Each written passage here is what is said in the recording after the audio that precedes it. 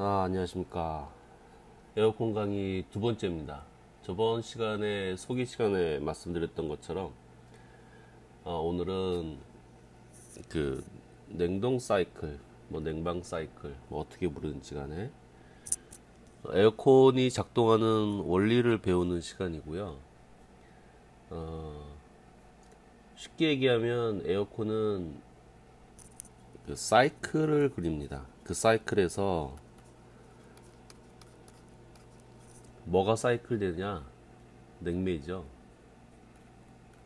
냉매가 순환이 됩니다. 이 냉매 순환을 통해서 에어컨이 작동을 하는데요.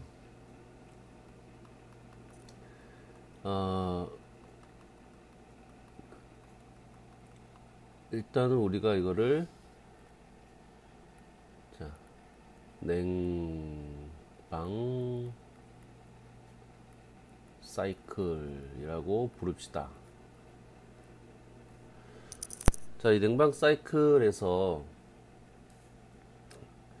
이걸 가지고 설명을 하면은 이제 에어컨 전반에 대해서 다 설명을 할 수가 있어요. 근데 오늘은 거기까지 하기는 좀 그렇고 아주 기본적인 사항들을 가지고 기본적인 이해를 하는 걸로 일단 목표를 삼을게요. 자, 일단은 그림을 먼저 좀 그릴게요. 밑에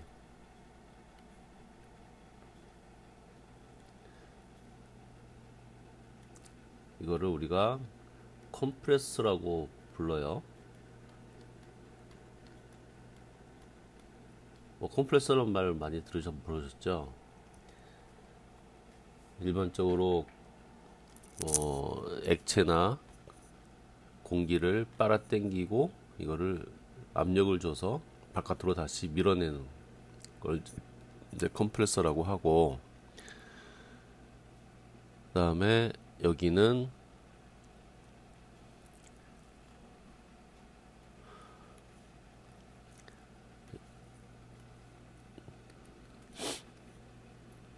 동그랗게 되어 있고 여기에 이제 그 팬이 달려 있습니다.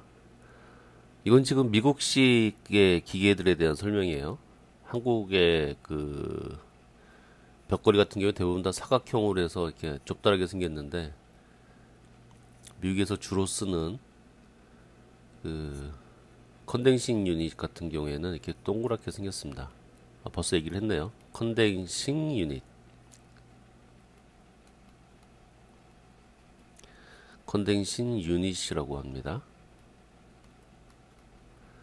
그 다음에 냉방 사이클에서 그 기계 안에 설치되어 있긴 하지만 아주 중요한 구조를 갖고 있는 익스펜션,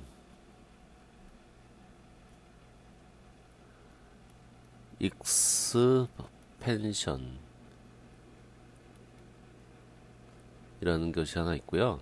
그 다음에 이제 안으로 들어가면 주로 이제 실내기라고 부르는, 한국에서는 주로 실내기라고 부르죠.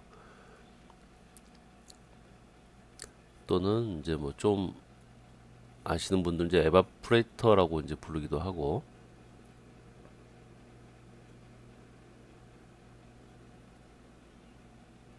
요렇게 그릴게요. 여기에 이제 팬이 달려 있다고 보시면 됩니다.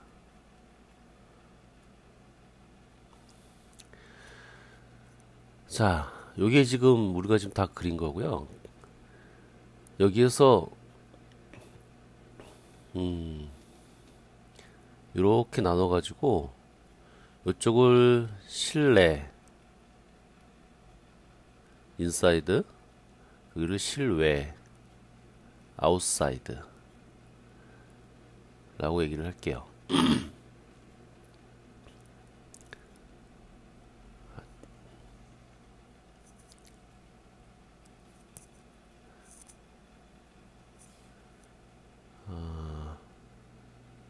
여기는 그냥 방이라고 보시면 돼요. 방.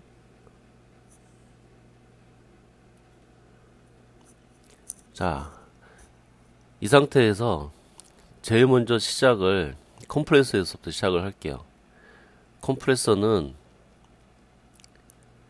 냉매를 압축시켜서 컨덴서로 보내는 역할을 합니다. 또는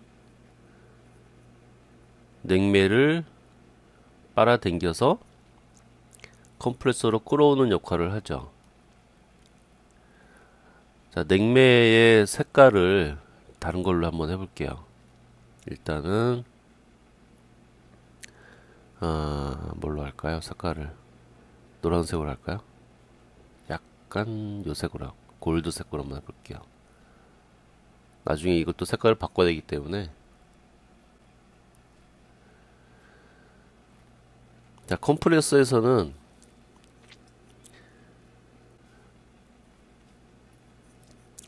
기체 상태입니다. 기체 상태의 냉매를 컨덴서로 보내요. 그러면 컨덴서에서는 컨덴서 안에 이런 그 파이프가 이렇게 막 촘촘히 이렇게 지나가죠. 그거를 냉매가 그 관을 타고 쭉쭉쭉 돌아다녀서 결과적으로 이제 좀 나가죠. 나가서 익스펜션으로 갑니다. 그 전에 이 기체 상태로 들어온 냉매는 요 컨덴서 유닛 속에 들어와서 컨덴서의 요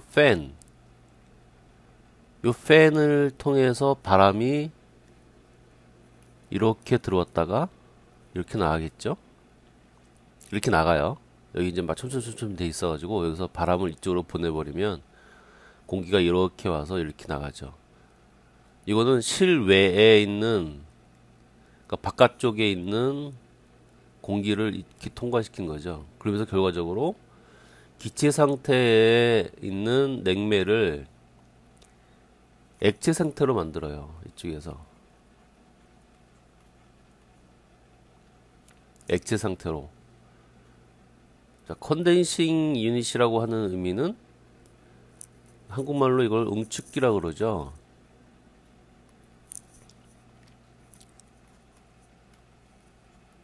응축기. 기체 상태의 냉매를 응축시켜서 액체로 만들어주는 의미입니다. 그래서 컨덴싱 유닛이라고 합니다. 또는 컨덴서라고 부르기도 하는데 보다 정확한 용어는 컨덴싱 유닛이라고 부르시는 게 맞습니다.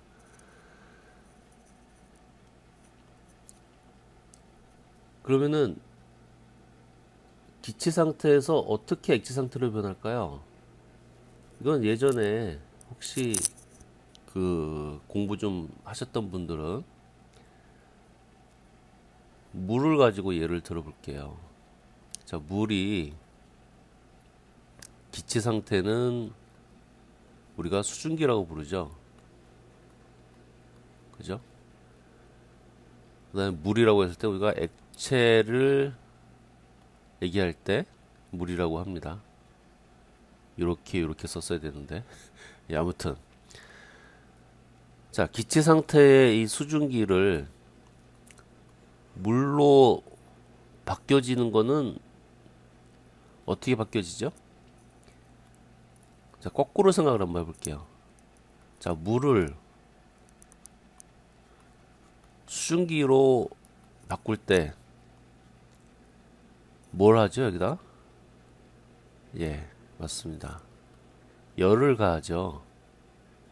열을 가하면 물에 있는 물 분자들이 파괴가 되고 그 끈이 그 결속하고 있었던 그 힘이 에너지가 풀리면서 물 분자에 있는 분자들이 활발하게 활동을 하기 시작하죠. 그런 얘기는 이제 너무 좀 우리 얘기와는 좀 다른 얘기니까 집어치고. 자, 물을 끓이면 수증기가 돼요. 그죠? 자, 그렇다면 다시 역으로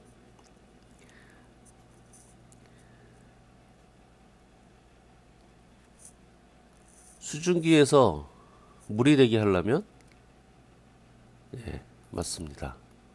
열을 뺐으면 되죠. 열을 뺐으면은 수증기에서 물이 됩니다. 그 가장 간단한 방법이 얼음.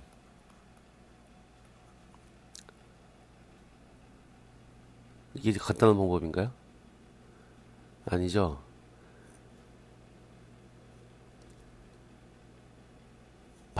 입으로 바람을 훅 불면, 이해가 맞는지 모르겠는데, 입으로 바람을 훅 불면 이게 될까요? 되니까 이런 얘기 하겠죠? 네.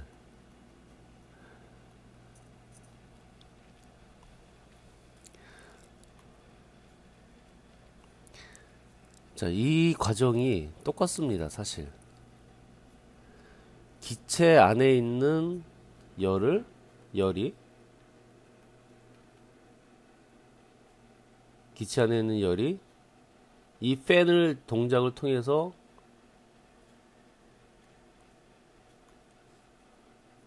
열이 그냥 대기 중으로 뿌려져 버리는 거예요.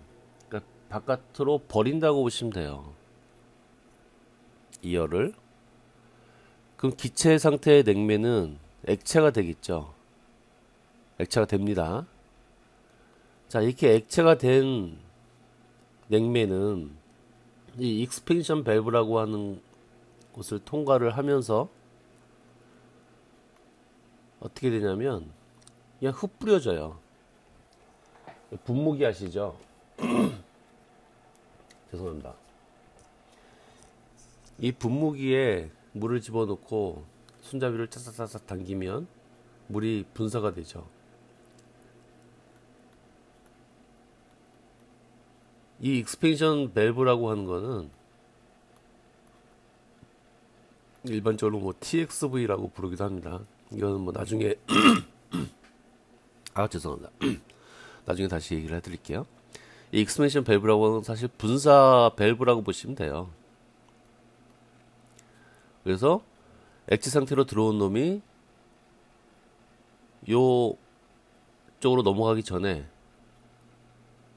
액체 상태의 알갱이가 되는 거죠. 알갱이.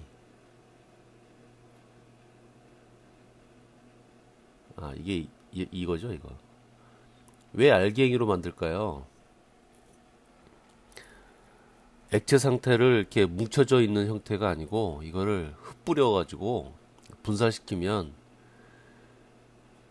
이게 조금 더 기체화 되는 데 있어서 도움이 되는 거죠.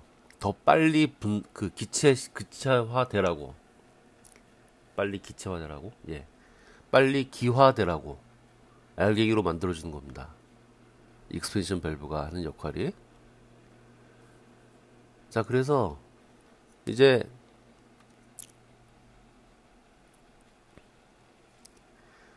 이렇게 알갱이로 되어 있는 알갱이가 여기 요 기계 안에 이건 이제 에바프레이터라고 부르고 이걸 한국에서는 이거를 증발기라고 부르죠. 한국어로는 증발기, 영어에서는 에바프레이터, 에바퍼레이터. 이게 2인가? 2인가? 5인가? 갑자기 헷갈리네요. 예, 에바포레이터라고 부릅니다. 증발기. 그렇게요. 자, 그래서 이렇게 냉매가 분사된 액체 상태의 냉매가 들어오면 요 파이프를 통해서 통과를 하게 되죠. 통과해서 결과적으로 다시 이제 컴프레서로 돌아가는데 이때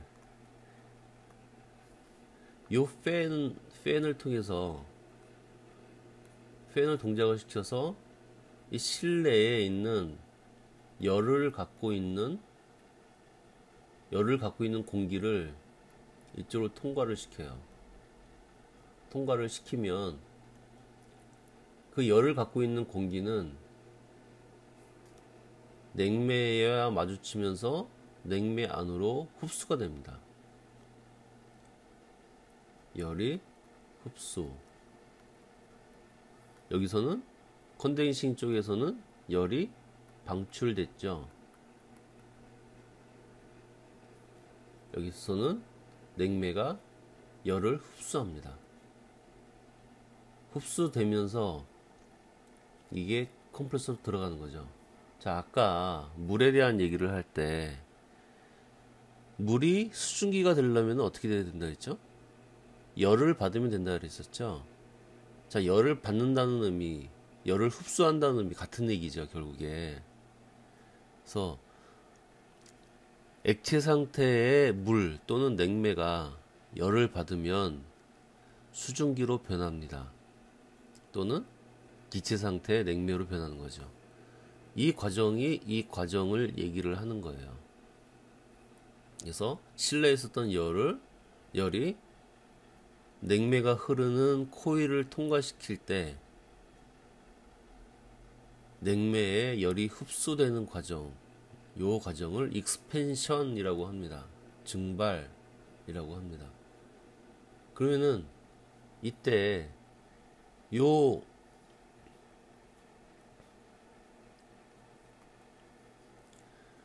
냉매 안에 있는 열은 냉매와 함께 기체 상태로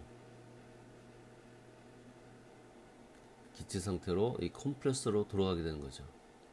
그러면 다시 이 기체 상태의 냉매는 다시 이 과정을 통해서 이렇게 돌아가는 겁니다.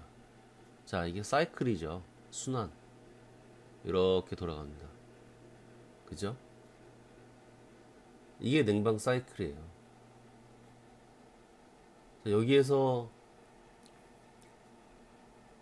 이제 궁금한 게 이제 막 생기기 시작할 거예요. 그리고 여기에서 좀 이해가 좀 안 되는 부분이 있을 수도 있어요. 가능한 한 천천히 아주 쉽게 설명한다고 설명은 했는데 이해가 안 될 수도 있는데, 일단은 냉매와 물을 같은 거라고 일단 생각을 하시고, 물론 다릅니다. 같은 거라고 생각을 하시고, 물과 수증기의 관계에서 열이 하는 역할, 열이 들어오고 나갈 때, 열이 흡수되고 열이 방출될 때 물에서 수증기로 또는 수증기에서 물로 변하는 요 과정을 요거를 이해를 하고 계신다면 냉매의 이 순환 사이클을 이해하시기가 편하실 거예요. 아셨죠? 여기서 사실은 욕심상 더 많이 하고 싶은데 오늘은 여기까지만 할게요. 너무 많이 얘기하면 골도 아프고, 일단은 여기까지만 하고 요것만 확실하게 일단 이해하시고 나면 다음에는 요걸 가지고 조금 더 보충 설명을 좀 하겠습니다. 보충 설명은 그 이후의 과정을 위해서 필요한 설명을 조금 더 할 거고요. 궁극적으로는 여기에서 열에 대한 얘기를 할 거예요. 열이 뭐냐, 열의 특성이 뭐냐, 그런 얘기를 하게 될 거고요. 그러고 나서 조금 더 심화될 수 있다 그러면 압력에 대한 얘기도 할 겁니다. 이제 좀 머리가 조금씩 아파오기 시작하죠. 근데 걱정하지 마세요. 별거 아니에요. 그리고 제가 가능하면은 설명을 좀 쉽게 할게요. 이 열과 압력이 사실상 에어컨에서는 그냥 왔답니다. 그냥 이놈들이 이 열과 압력, 이걸 가지고 사실 에어컨이 동작을 하신다고 보면은 무방합니다. 자, 이거는 다음 시간뿐만이 아니고 여러 번에 걸쳐서 설명을 다시 드릴게요. 오늘 강의는 이걸로 끝납니다.